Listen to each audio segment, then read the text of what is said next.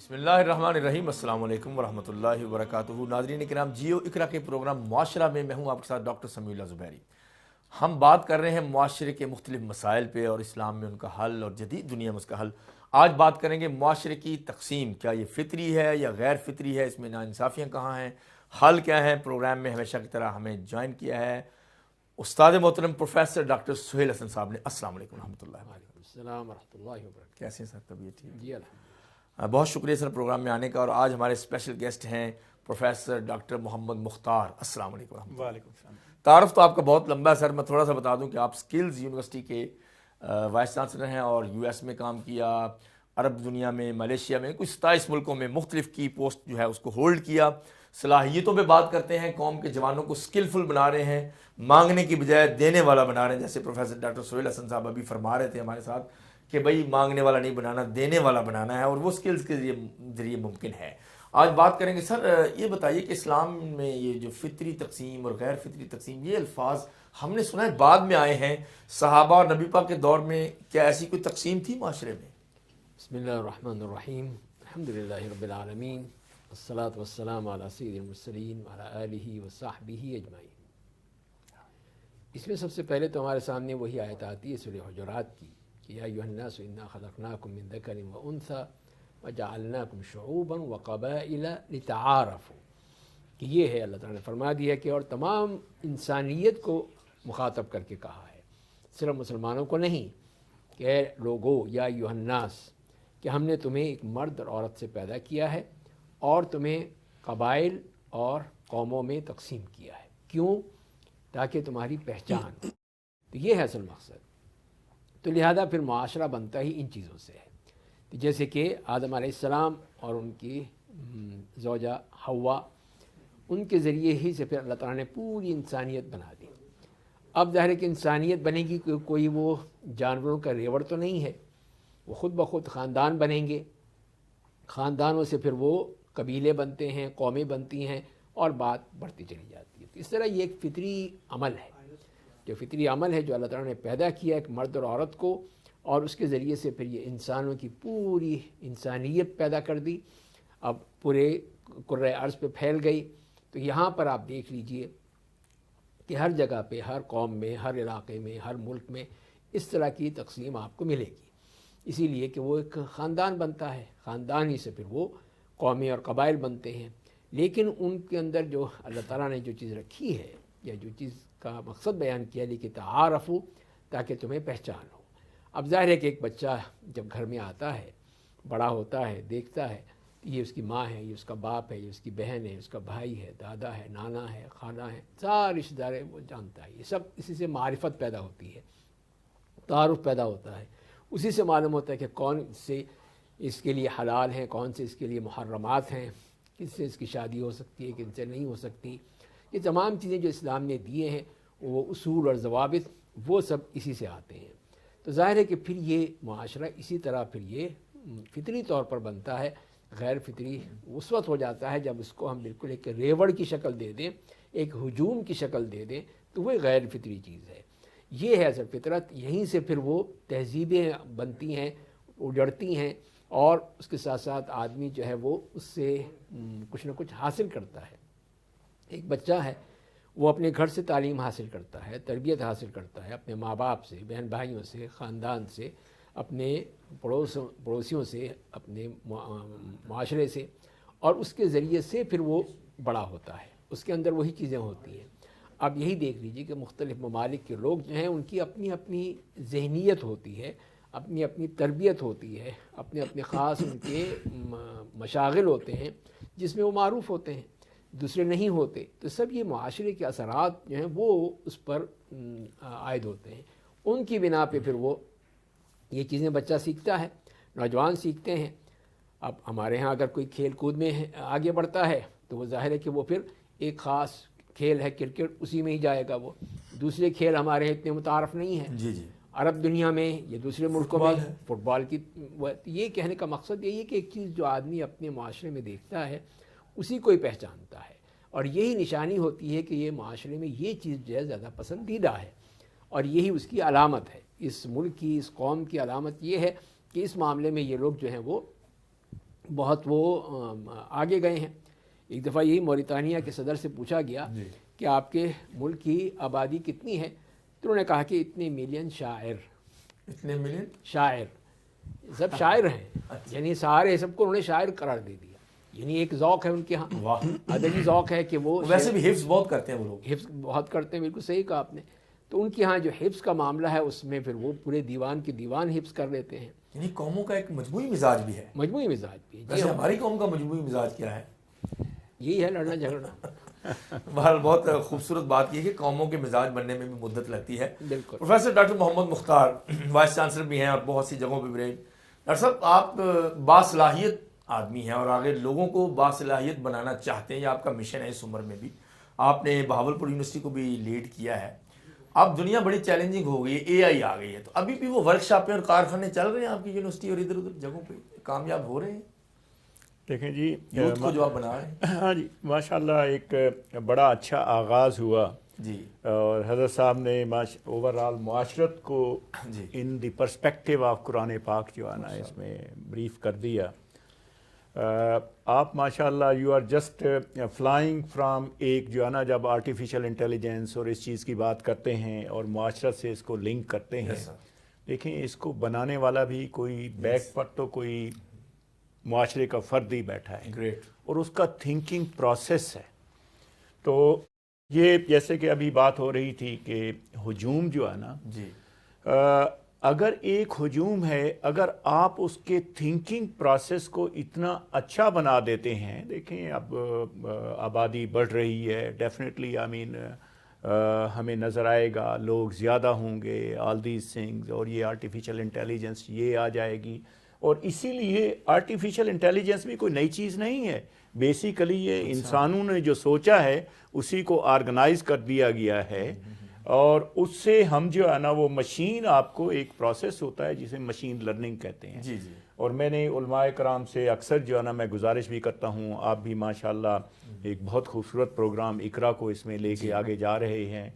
اس programme کو جتنا بھی اس کی سوشل میڈیا پر آپ ڈسیمنیٹ کریں گے، اتنا ہی آرٹیفیشل انٹیلیجنس نے کل کو اگر اس ٹاپک پر دیکھنا ہے معاشرتی تقسیم پر، تو یہ جو آپ کا پروگرام ہے وہ دیکھیں گے کہ ہم نے کیا بات کی ہے اس میں.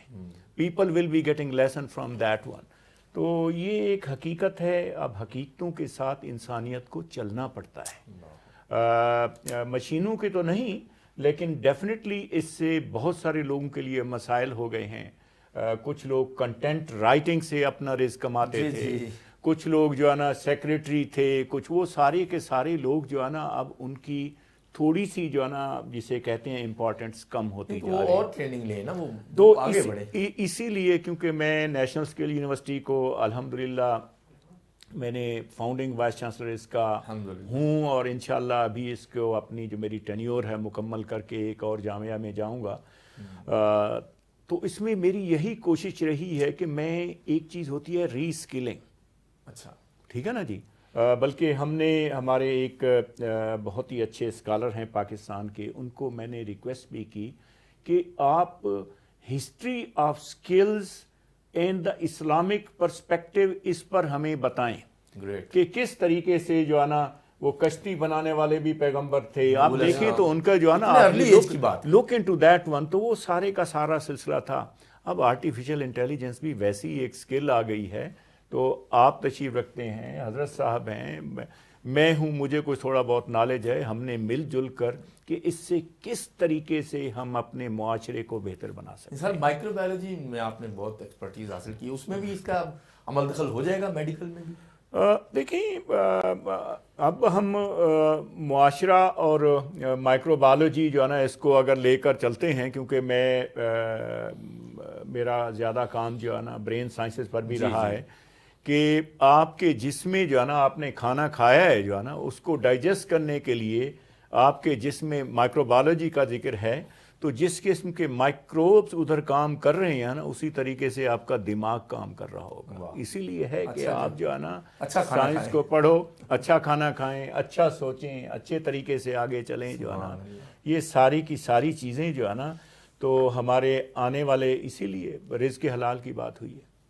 معاشرے کے لیے جو ہے نا، ٹھیک ہے نا جی. بہت عمدہ. اور اس میں میں اکثر اگر مجھے اجازت دیں تو میں 1 منٹ میں آپ کو جو ہے نا کہ ہم یہ حلال جو کھاتے ہیں اس کا بینیفٹ کیا ہے. بالکل بالکل. ابھی آج کل وائرل انفیکشن کی بڑی کبھی کووڈ کی بات ہو جاتی ہے، آج کل ایک اور نیا وائرس آیا ہوا ہے.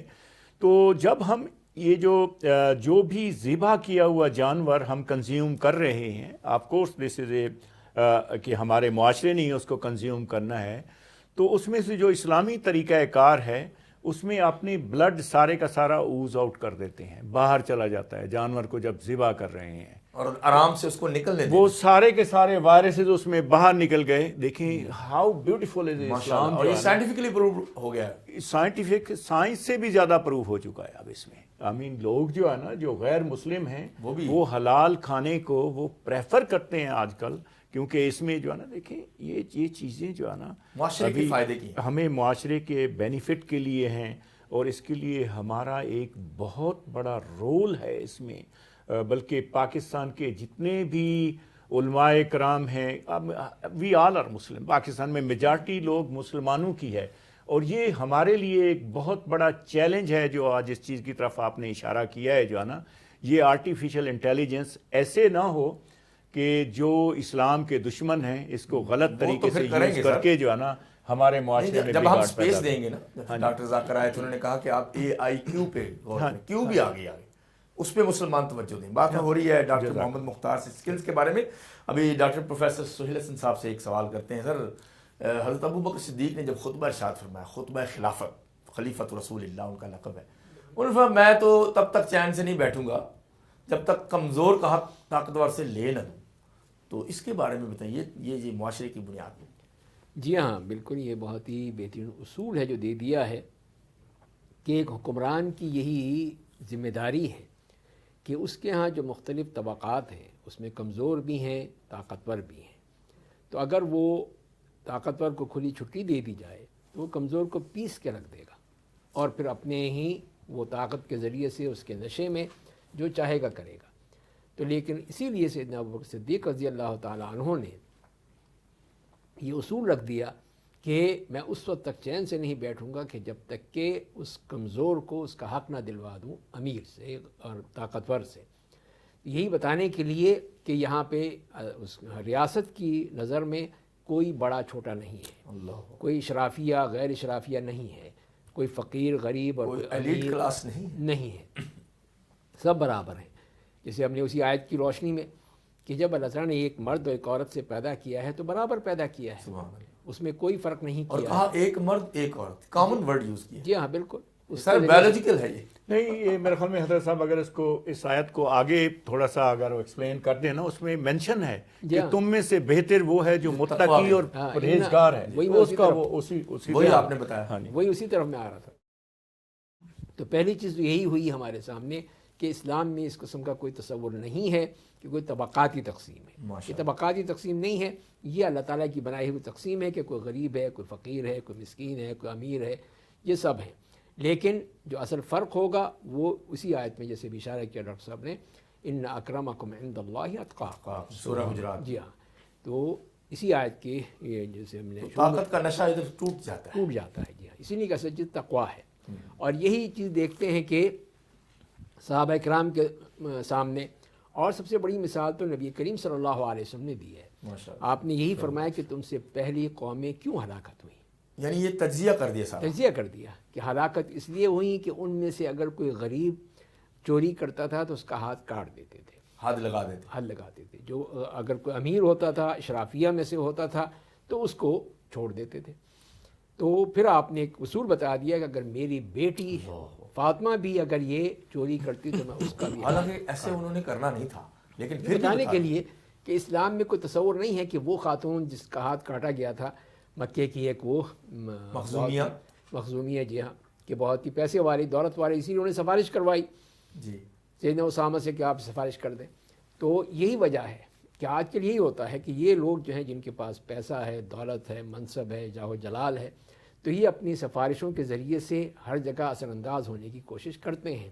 اسلام نے اسی کی بالکل نفی کر. سر ہمارے ملک میں تو یہ ہوتا ہی جا رہا ہے نا. جی ہاں.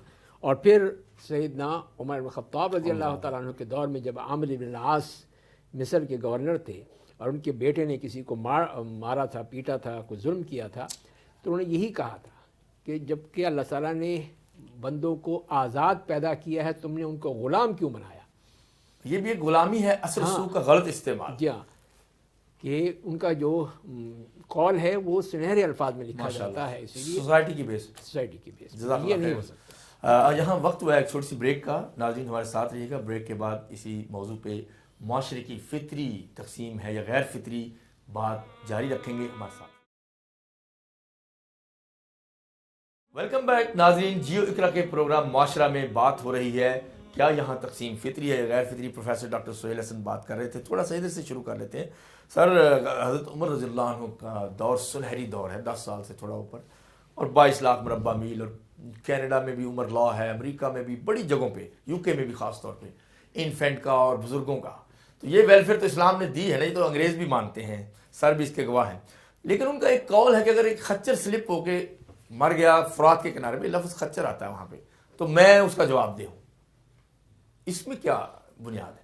ہاں یہ تو ذمہ داری کا احساس ہے نا. نہیں, وہ تو خچر کی بات کر رہے ہیں, ہم تو انسانوں کی بات کر رہے ہیں. خچر بھی بعض جگہ کتے کا بھی ذکر آتا ہے یا بکری کا سواری ذکر وغیرہ. آتا ہے. جی ہاں, جو بھی ہو, اصل یہی ہے کہ ان کی ذمہ داری تھی کہ پوری ریاست میں, اسلامی ریاست میں جو بھی ہے, جو ذی روح ہے, چاہے وہ حیوان ہے یا انسان ہے, بڑا ہے چھوٹا ہے, سب کا ذمہ دار میں ہوں. اینیمل رائٹس بھی ہو گئے نا, سب آ گئے اس میں, سب کچھ آ گیا اس میں. تو ان کی ذمہ داری میرے اوپر ہے. اللہ تعالیٰ مجھ سے پوچھے گا کہ تم نے ان کے بارے میں کیا کیا. اب ظاہر ہے کہ یہی حکومت کی ذمہ داری بن جاتی ہے, ریاست کی ذمہ داری بن جاتی ہے کہ جو بیچارے غریب ہیں, اب اس سردی میں کہیں وہ سخت سردی میں کپ کپا کے زندگی گزار رہے ہیں, خصوصاً بزرگ جو ہیں, جی ہاں, بالکل ہر ایک طرح کے, یعنی جتنے بھی اس قسم کے ہمیں پسے ہوئے طبقات جسے کہتے ہیں, وہ لوگ ہیں. اب ان کی فریاد رسی کون کرے گا, کون ان کی بات کو سنے گا, کون ان کی مدد کرے گا, کون ان کے لیے.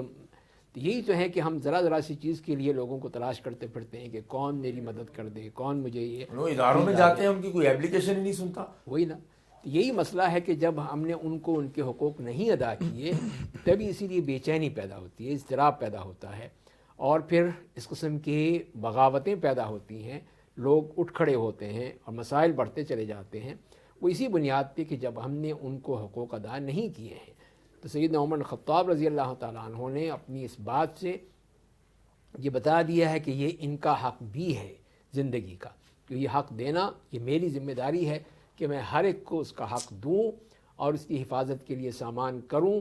اگر نہ کیا تو مجھے اللہ تعالیٰ کو اللہ. اور یہ انہوں نے دیکھیں ہر وقت رات کو گشت کرتے رہتے تھے, بیواؤں یتیموں کا خیال, اپنے آپ کو سختیوں میں ڈال دیا. بالکل بالکل, یہی انہوں کہتے تھے آنے والے کہ بعد میں آنے والوں کے لیے تم نے بڑی مشکل پیدا کر دی ہے کہ وہ کیسے اس کو مینٹین رکھیں گے. Thank you very much. Doctor صاحب یہ بتائیے کہ اسکلفل یوتھ, ہمیں اس پہ ذرا تھوڑا گائیڈ کر دیں. مختصر سوال, اسکلفل یوتھ. ہاں جی, سوسائٹی میں ان کا رول ہے نا. ہاں جی, بالکل بالکل. تو آپ نے کتنے تیار کر لیے ہیں؟ دیکھیں جی, ہم کوئی زیادہ تو تیار نہیں کر پائے, لیکن یہ ہم جو بات کر رہے ہیں نا, آج کا جو مین ٹاپک ہے معاشرتی تقسیم, جی جی جی, لوگ کیوں جو ہے نا غلط کام کرتے ہیں, جی ٹھیک ہے نا جی, اس کی ہمیشہ کوئی نہ کوئی ریزن ہوتی ہے. ٹھیک ہے, جس کے پاس ریسورسز نہیں ہیں وہ ڈیفینیٹلی جائے گا, وہ ان ریسورسز آؤٹ آف دا وے جائے گا, آؤٹ آف دا وے جائے گا. اور بہت زیادہ باتیں ہوتی ہیں, سفارش کی بات بھی کرتے ہیں, پرابلمز بھی ہیں. تو پاکستان میں being a vice chancellor of several universities اور ایک استاد ہونے کے ناطے میرے خیال میں ہمیں ناؤ از دا ٹائم کہ اپنی یوتھ کو یہ بتانا ہے کہ اگر آپ اسکلفل ہو جائیں, کیونکہ یہ جو ابھی تھوڑی دیر پہلے بات ہوئی, artificial intelligence, interconnectivity, ICT, یہ ساری کی ساری چیزیں, تو اب یہ وقت آ گیا ہے کسب کمال کن کے عزیز جہاں شبی. ٹھیک ہے نا جی, کہ اتنے قابل بن جاؤ, دنیا آپ کو دیکھ رہی ہے. اور اس میں ہمارے ہاں کئی ایسے واقعات ہوئے ہیں کہ لوگ کہتے ہیں لوگوں کے پاس ڈگریاں ہیں اور ان کو نوکریاں نہیں مل رہی. جی, تو میرے خیال میں اگر آپ کو نوکری نہیں مل رہی تو آپ نے محنت صحیح طریقے سے نہیں کی. اچھا, ہمارے یونیورسٹی سے الحمدللہ میٹرک کے بچیاں ہیں, وہ فری لانسنگ کر کے جو ہے نا, وہ جب ادھر سے سیکھ کے جاتے ہیں, they are very comfortable, very happy. تو ابھی ہم نے یہ مینڈیٹری کر دیا ہے کہ ہمارے ہاں جو انڈر گریڈ BSc بھی کر رہے ہیں نا جی وہ کوئی نہ کوئی ٹیکنالوجی سیکھ لیں. زبردست. بھائی یہ نہیں کہ آپ نوکری کی طرف جائیں, نوکری نہیں ملتی. اگر آپ الیکٹریکل انجینئر ہیں, آپ سولر ٹیکنیشین بن جائیں, آپ موبائل ریپیئر ٹیکنیشین بن جائیں, there are hundreds of opportunities. اس وقت اپرچونیٹیز آر انلمیٹیڈ. اور یوتھ کو میرے خیال میں جتنے بھی ہمارے تعلیمی ادارے بھی ہیں ان کو بھی اس پہ کام کرنا پڑے مارکیٹ گا. سے جوڑے نا ان کو ہاں جی, ڈگریوں کہ ان کو مارکیٹ سے جوڑے اور ان کو جتنی بھی اپرچونیٹی. اب تو ویسے آپ open the computer and you get everything over there. So آج کل اگر ہم بات کرتے ہیں یہ ہمارے پرابلمز ہیں تو میرے خیال میں سب سے پہلے جسے کہتے ہیں کہ اپنے گریبان میں جھانک لیا جائے. بالکل سر. ٹھیک ہے, دیٹ از ویری گڈ کہ میرے میں کتنی کمپیٹنس ہے, کتنی میں نے ایفرٹ کی ہے کہ اگر مجھے نوکری نہیں مل رہی تو میں اکثر جو ہے نا میرے پاس پروفیسر حضرات بھی آتے ہیں, دوسرے بھی آتے ہیں, تو میں ان سے پوچھتا ہوں کہ آپ نے کتنے انٹرویو دیے ہیں. اچھا. تو وہ کچھ مینشن کرتے ہیں جی ہم نے اتنے دیے, ہم نے اتنے دیے. میں نے کہا کیا آپ نے اب جب لاسٹ ٹائم انٹرویو دیا تھا تو گھر آ کے سوچا تھا کہ میں نے کیا غلطی کی یا کس طریقے سے میں نہیں کر سکتا. ڈرا بیک ہے وہ. تو اس میں پاکستان میں میرے خیال میں ہمیں دیکھیں کمپلین تو کرتے ہیں, ٹھیک ہے, باہر کی دنیا میں ایکول اپرچونیٹیز ہیں, ادھر پرابلمز بھی ہوتے ہیں, لیکن یہ ہمارا ملک ہے, ہم نے اس میں رہنا ہے. This is one of the prettiest country جسے ہم کہہ سکتے ہیں کہ دنیا کا خوبصورت ترین ملک ہے جہاں پہ آپ کو ہر قسم کے وسائل دستیاب ہیں. اور دوسری بات یہ ہے کہ ساری دنیا ان ٹیکنالوجی سے فائدہ اٹھا چکی ہے. یہ میں تو اتنا ہوپ فل ہوں کہ اگر ہم 6 مہینے اپنی یوتھ کو موبلائز کر لیں نا تو یہ ملک انشاءاللہ ایک بہت ہی ترقی پذیر ملک بن سکتا ہے. دیکھیں حکومت بھی کہتی ہے youth programme, prime minister youth programme, تو اس میں ان کو امپاور کرنے کے لیے. اچھا ڈاکٹر صاحب, ڈائیورسٹی اینڈ ایکویلٹی اس کے بارے میں تھوڑا سا گائیڈ کریں. ہاں جی, یہ دیکھیں کیونکہ میرا انٹرنیشنل یونیورسٹیز سے لنک رہا ہے اور میں اکثر یہ بات کرتا ہوں, چند ایک ورڈز جو کہ انٹرنیشنل یونیورسٹیز میں بہت زیادہ ہیں کہ وہ دیکھتے ہیں کہ ہمارا جو بچہ ہے یا ہمارا جو پروفیسر ہے اس میں دیکھ رہے ہوتے ہیں کہ اس کے کیا تھاٹس ہیں, what this person think about diversity, equality, equity, inclusion, ان چیزوں پر. اگر ایک پروفیسر صاحب ہیں وہ اس پہ بلیو کرتے ہیں, ڈائیورسٹی پر بلیو نہیں کرتے کہ میں گورے کو تو پڑھاؤں گا, میں کالے کو نہیں پڑھاؤں گا, تو وہ پروفیسر نہیں لگ سکتا. کیونکہ جب بھی آپ باہر کی دنیا میں ایویلویٹ ہو رہے ہوتے ہیں, پھر ایکویٹی ہے, ایکویلٹی تو ہم جانتے ہیں ہر ایک کو برابر طریقے سے دیکھا جائے, لیکن ایکویٹی جو کہ بہت مجھے بڑا اچھا لگتا ہے, ایکویٹی یہ ہے کہ آپ کو اللہ سبحانہ وتعالی نے علم دیا ہوا ہے, پیسہ دیا ہوا ہے, مال دیا ہوا ہے, آپ کسی ایسے آدمی کو جو کہ جس کے پاس وہ چیز نہیں ہے اس کو اٹھا کے اپنے برابر لانے کی کوشش کرتے ہیں, اور یہ یونیورسٹیز میں بہت زیادہ ہوتی ہے. باہر کی یونیورسٹی میں اٹس ویری مینڈیٹری. ہاں جی, وہ کچھ بچے ہیں جو بہت اچھا پرفارم کرتے ہیں تو یونیورسٹی اس کو دیکھ رہی ہوتی ہے کہ کس طریقے سے یہ جو اچھا پرفارم کر رہا ہے. آف کورس یہ تو ایک گروپ ہوگا, ایک بچہ جو نہیں, ادھر ایڈوائزمنٹ سینٹر ہوتے ہیں. اور میرے خیال میں پاکستان کی یونیورسٹی میں, نیشنل اسکل یونیورسٹی میں نے ایڈوائزمنٹ سینٹر بنایا ہے بچوں کے لیے, جہاں بیٹے بیٹیوں کے ساتھ بیٹھ کر کوئی نہ کوئی ٹیچر جو ہے نا ان کو بتائیں کہ بھائی آپ اگر اچھا پرفارم نہیں کر رہے تو کیا وجہ ہے. اس میں 2 ریزن, ایک فیملی ریزنز ہو سکتی ہیں, دوسرے یہ ہے کہ کوئی معاشرتی اسباب ہو سکتے ہیں. تو ان پہ اگر رہنمائی یوتھ کو پرووائڈ کر دی جائے نا تو ہمارے بہت سارے تعلیمی اور معاشرتی مسائل حل ہو سکتے ہیں. اب دیکھیں نا, اس کو ہو سکتا ہے, یعنی آپ یہ بلیو کرتے ہیں کہ ہر بچے میں صلاحیت ہے لیکن اس کو بعض وقت وے آؤٹ نہیں ملتا, تو اساتذہ کا کام ہے کہ ان کو سہارا دیں. اچھا ڈاکٹر صاحب, جو غیر منصفانہ تقسیم ہے یہ ہمارے معاشرے میں بڑھ گئی, جتنے مرضی ہم لیکچر دیتے جائیں, اس کا الٹیمیٹ حل کیا ہو سکتا ہے؟ ظاہر ہر مصیبت کا کوئی حل تو ہے نا. جی ہاں, اس میں تو یہی ہوگا نا کہ وہی انصاف, عدل, پہلی چیز وہی ہے کہ جب یہ گھر سے شروع ہوگا, کہ گھر میں ہی جب یہ کہا گیا کہ تم اپنے بچوں کے ساتھ عدل و انصاف کرو, ظلم نہیں کرو, زیادتی نہیں کرو کہ کسی کو دے دیا کسی کو نہیں دیا, جیسے کرتے ہیں بعض والدین کہ فلاں کو دیں گے فلاں کو نہیں دیں گے, فلاں کو نکال دو, لاڈلا بچہ ہے. جی ہاں, تو یہ چیزیں غلط ہیں. تو یہی ہے انصاف ہر چیز میں. پھر اس کے بعد جو بھی ریاستی ادارے ہیں جتنے بھی، وہاں پہ بھی ان کا بھی فرض ہے کہ وہ سب کو ایک ہی طرح دیکھیں، سب اس کے شہری ہیں، سب اس کے حقدار ہیں، تو ان کو جو جو حق ہے وہ ان کو دیا جائے. تبھی اسی لیے جیسے بات ہو رہی ہے کہ وہ پھر اس سے مسائل بڑھتے ہیں. اب ایک ادارے کو آپ نہیں دیتے، دوسرے کو دے دیتے ہیں تو وہ مسئلے بڑھیں گے. کچھ طبقات کو دیں گے، کچھ طبقات کو نہیں دیں گے، اس سے مسائل بڑھیں گے. تو یہی ہے جو منصفانہ تقسیم ہے وہ کی جائے تبھی ہوتی ہے. اب اس کی مثال یہی دیکھ لیجئے کہ یہی پنجاب تھا جو پورے انڈیا کو کھلاتا تھا. جی بالکل، پھر یہ متحدہ ہندوستان جو تھا، پھر متحدہ ہندوستان کو کھلاتا تھا. اس کے بعد اس کے 2 حصے ہو گئے. اب یہ پاکستان کو کھلا رہا تھا. پھر یہ پاکستان بھی مغربی اور مشرقی کے بجائے صرف پاکستان رہ گیا، مغربی پاکستان جو تھا. اب اس میں بھی یہ اسی سے ہو رہا ہے. تو اللہ تعالیٰ نے تو رزق دے رہا ہے، جی اس کی تو انصاف کے ساتھ تقسیم ہو رہی ہے. لیکن ہم جو اس معاملے میں صحیح معنی میں وہ تقسیم نہیں کرتے اور اس کا خیال نہیں رکھتے، اور ہر وقت یہی سوچتے رہتے ہیں کہ یہ کر لو اور وہ کر دو، اور آبادی بڑھ رہی ہے گھٹ رہی ہے، یہ اس قسم کی باتیں کر رہی ہیں. جبکہ اللہ تعالیٰ نے ایک توازن رکھا ہے ہر چیز میں کہ جہاں بچے پیدا بھی ہو رہے ہیں وہاں لوگ مر بھی رہے ہیں، قبرستان بھی آباد ہو رہے ہیں. تو دونوں طرح ایک توازن ہے ہر چیز میں، پروڈکشن بھی ہے، خوراک کی ہر جگہ ہے. تو اب یہی ہے کہ ہم نے اس چیز میں جب انصاف رکھیں گے تو اللہ تعالیٰ کی طرف سے ہر چیز موجود ہے اس ملک میں. بہت خوبصورت بات. بہت بڑا الحمدللہ اللہ تعالیٰ کا احسان ہے کہ اس نے اس ملک کو سب کچھ دیا ہے. اس کو پانی بھی دیا ہے، موسم بھی دیا ہے، جفا کش اور یہ مزدور بھی دیے ہیں، کسان بھی دیے ہیں. لوگ بھی ماشاءاللہ ہر کام کر سکتے ہیں، کیوں نہیں کر بہت سکتے؟ خوبصورت جسے ڈاکٹر صاحب نے ذکر کیا کہ اس کا ہر ایک کے پاس کوئی نہ کوئی صلاحیت ہوتی ہے. تو صلاحیت کو جب استعمال کیا جائے گا تب بات بنے گی. بہرحال جی گورنمنٹ کا بھی ایک فرض بنتا ہے کہ وہ تمام طبقوں کا خیال رکھے. ایک چھوٹی سی بریک لیتے ہیں، بریک کے بعد گفتگو اپنے آخری مرحلے میں داخل ہو جائے گی ہمارے ساتھ. ویلکم بیک ناظرین. جیو اقرا کے پروگرام معاشرہ میں بات ہو رہی ہے معاشرے کی تقسیم، فطری یا غیر فطری. پروفیسر ڈاکٹر محمد مختار، وائس چانسلر اسکل یونیورسٹی ہمارے پاس، نیشنل اسکل یونیورسٹی. سر یہ بتائیے کہ ڈسپلن جو ہے یہ بھی ایک چیلنج ہے سوسائٹی میں، تو آپ اپنی یونیورسٹی میں کیسے دیکھتے ہیں اور اپنی سوسائٹی میں پھر اس کو ایکسپیرینس کیسے کرتے ہیں نظم و ضبط کو؟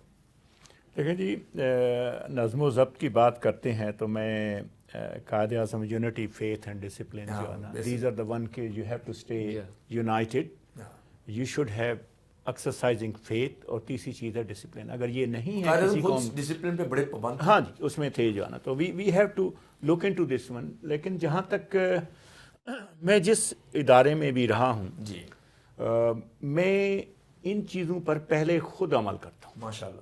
ٹھیک ہے جی.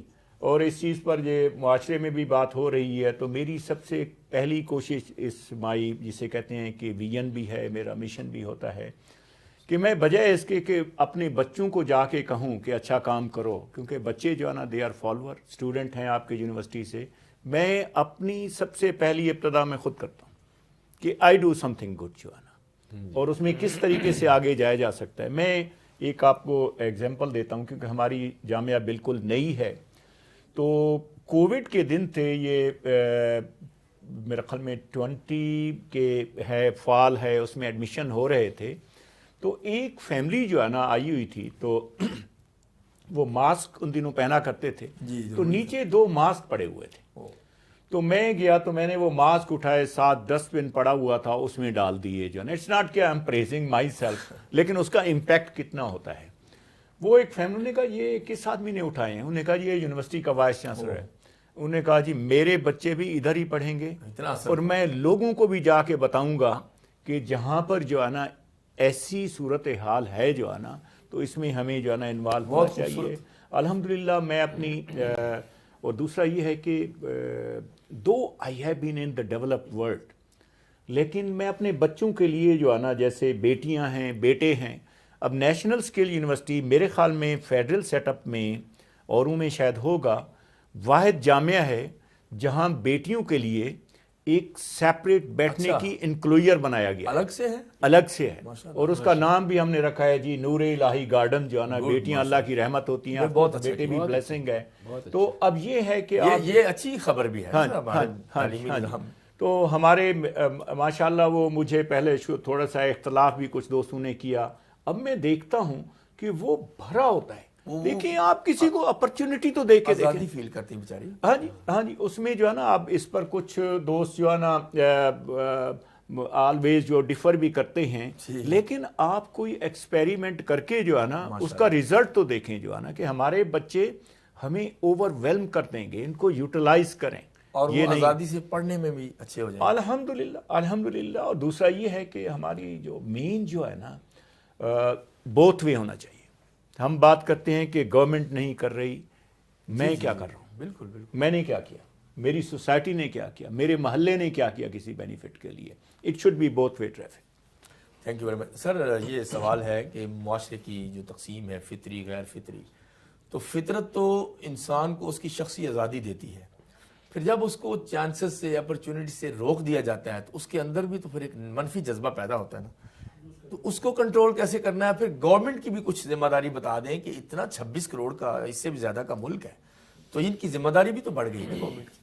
جی ہاں, وہ تو ہمیں ایک اصول بتا دیا نبی کریم صلی اللہ علیہ وسلم نے کہ کلکم راع و کلکم مسئول عن رعیتہ, کہ تم میں سے ہر شخص جو ہے وہ نگراں ہے, جسے چرواہا ہوتا ہے اپنی ریوڑ کا ذمہ دار ہوتا ہے, تو اسی طرح پھر تم میں سے ہر شخص جو ہے وہ نگراں ہے اور اس سے پوچھا جائے گا اس کی رعیت کے بارے میں.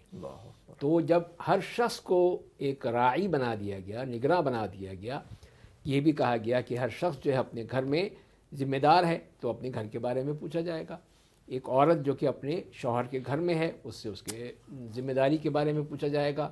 ایک حکمران ہے, وہ اپنے پوری اسی ملک کا اور اس ریاست کا حکمران ہے, تو اس سے اس کے بارے میں پوچھا جائے گا. اس طرح اپنے پورے معاشرے کے ہر طبقے کو, ہر حصے کو بتا دیا کہ وہ ذمہ دار ہے. تو یہ پہلی بات تو یہ ہے کہ اپنی ذمہ داری ادا کرنا.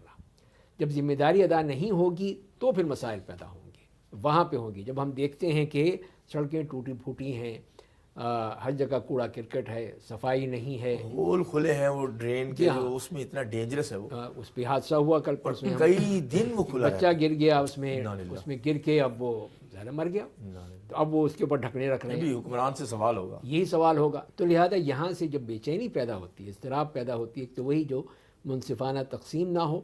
دوسری بات یہ ہے کہ حکمرانوں کے ہاں ذمہ داری کا احساس نہ ہو, اور تیسری بات یہ ہے کہ ہم قانون کا احترام نہ کریں. اچھا یہ بھی ہے, یہ سب سے اہم چیز ہے.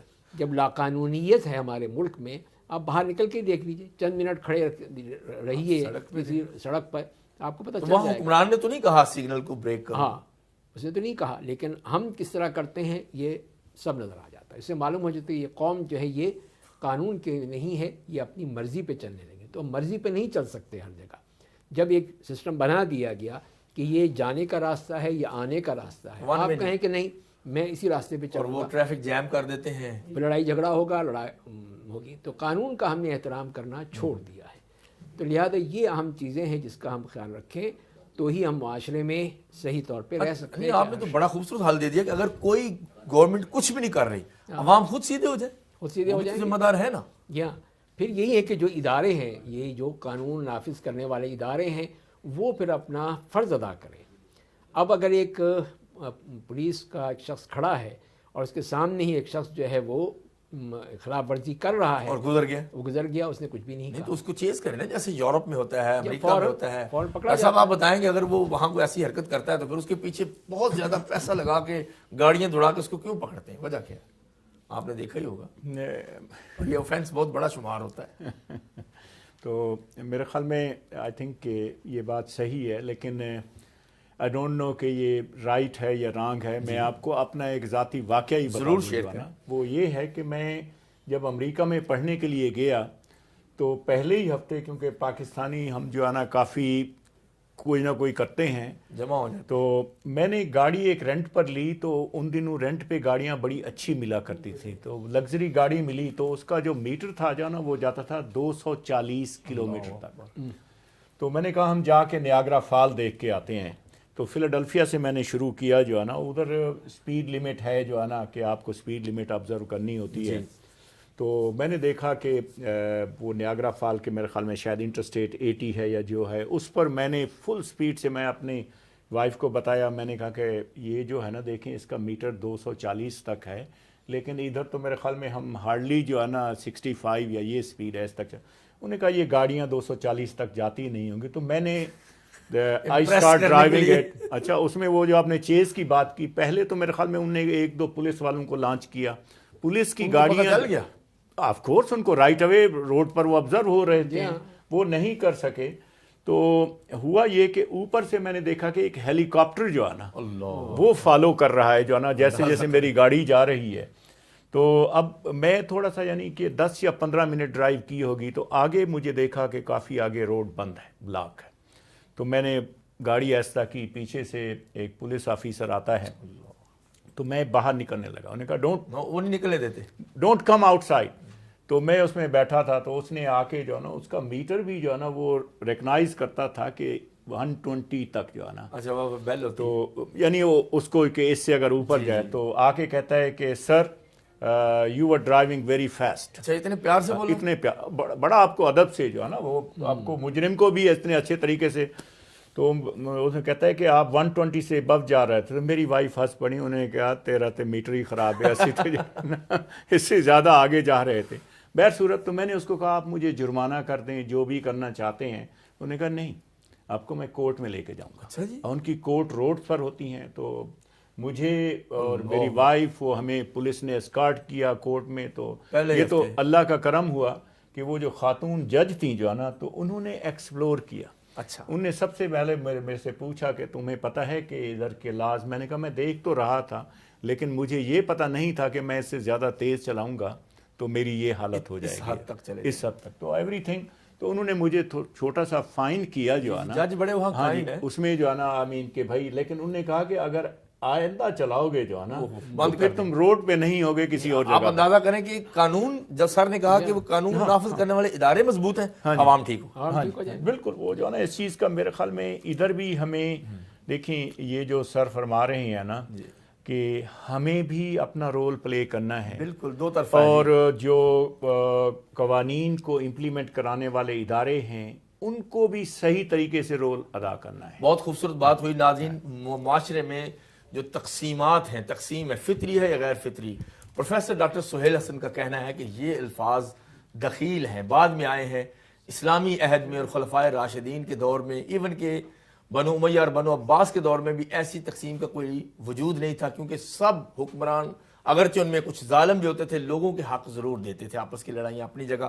اور ڈاکٹر صاحب نے, ڈاکٹر محمد مختار نے چونکہ پوری دنیا دیکھی ہے, انہوں نے فرمایا کہ وہاں ادارے مضبوط ہیں, ان کو 500 سال لگے, 1000 سال لگے ادارے بننے میں, عوام غلطی کر کے بھاگ ہی نہیں سکتی.